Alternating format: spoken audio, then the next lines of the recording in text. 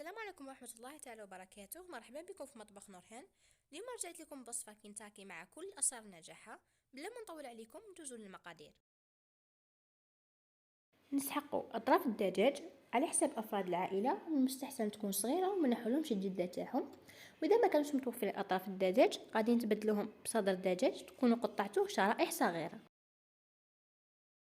نسحقوا الحليب على حسب أطراف الدجاج، يعني كي نحطوا أطراف الدجاج لازم الحليب يكون مغطيهم. ونسحقوا تشكيلة متنوعة من التوابل على حسب الرغبة تاعك. أنا درت بابريكا، كركم، فلفل كحل، زنجبيل، وبطبيعة الحال الملح. كما تقدري تضيفي أي نوع من الأعشاب تكوني تحبيهم.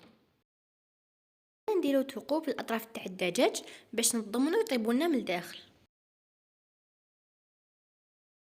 بهذه الطريقة.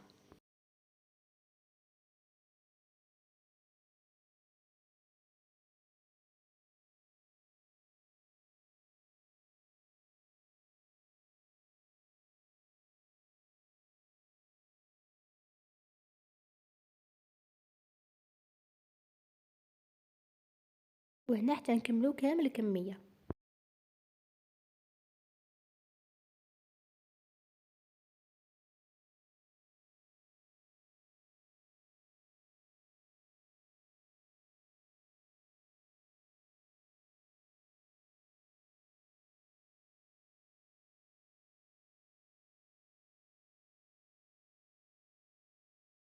شوفوا نديرهم ثقوب بهذه الطريقة.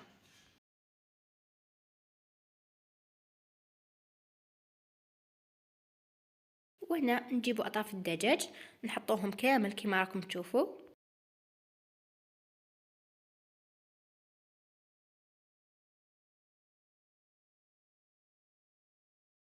ونفرغوا عليهم كمية تاع الحليب حتى يتغطاو كامل.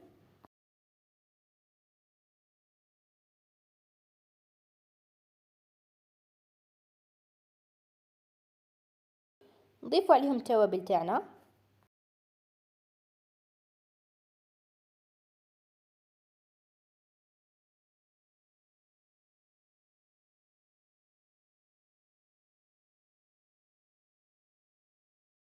ونخلطوهم مليح مليح. قعدوا دائما نقلبوا فيهم هكا.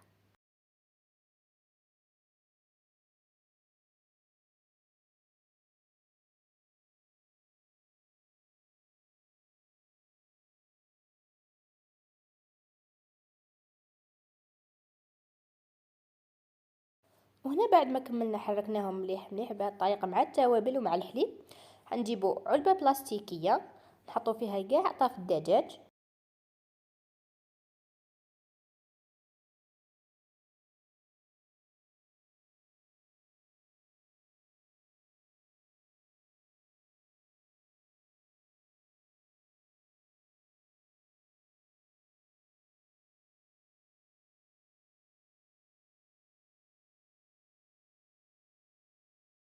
هنا نسيحوا فوقهم كامل هذيك لاماريناد.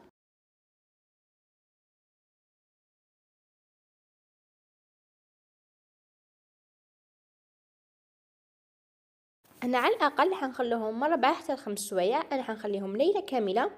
كل ما خليناهم كتر كل ما حتكون الجونه بنان كتر.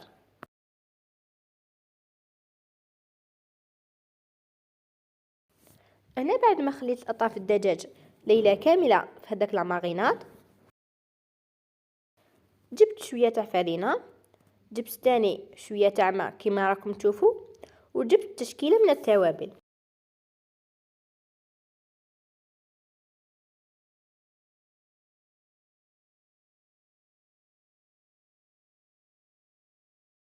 حنضيفوا كامل هذوك التوابل اللي خيرناهم حنايا مع الفرينه ونخلطوهم مليح مليح.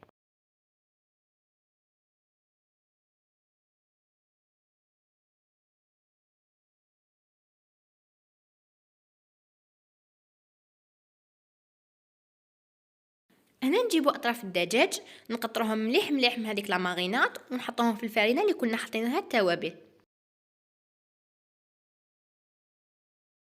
غمدوهم مليح مليح ولبسوا لهم كامل هذيك الفرينه.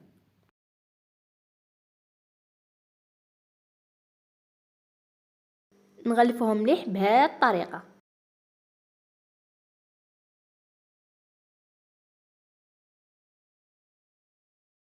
هنا بعد ما كملت لبست لهم كامل الفاينة كما راكم تشوفوا، نحطهم في الماء بضعة ثواني ونعاودوا نجبدوهم، نقطروهم ونعاودوا نلبسوا لهم كامل الفاينة المرة الثانية.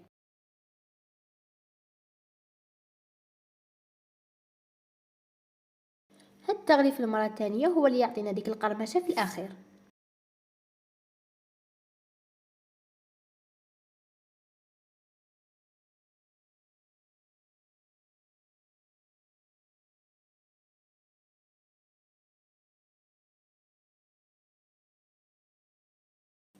نكملوا كامل الطرف اللي عندنا بنفس الطريقة.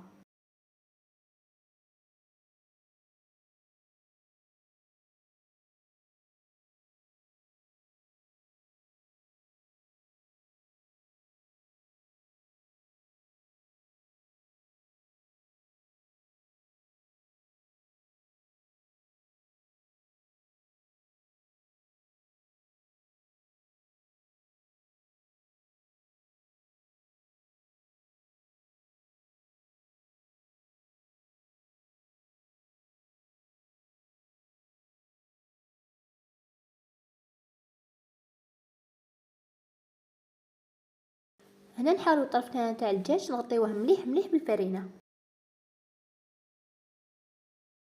هنا بعد ما كملناهم كامل ندوزو باش نقليو الاطراف تاع الدجاج. هنا نكونوا شعلنا على المقله تاعنا مقبل، لازم يكون الزيت سخون بزاف. كي نحطوا الاطراف تاع الدجاج نحاولوا ما نمسوهمش حتى ياخذوا ديك التحميره.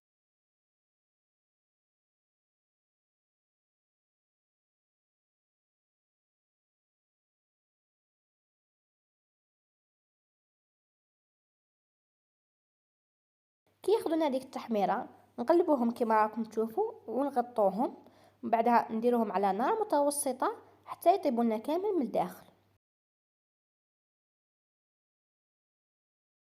نخلو فتحه صغيره في المقله تاعنا كما راكم تشوفوا، ما نغطوهاش كامل. شوفوا الدجاج تاعنا جا والله رائع. انا قدمته مع شويه بطاطا وقدمته مع كاتشب ومايونيز. نتمنى ان شاء الله تجربوا هذه الوصفه. نخليكم تسمعوا القرميشه ديالو.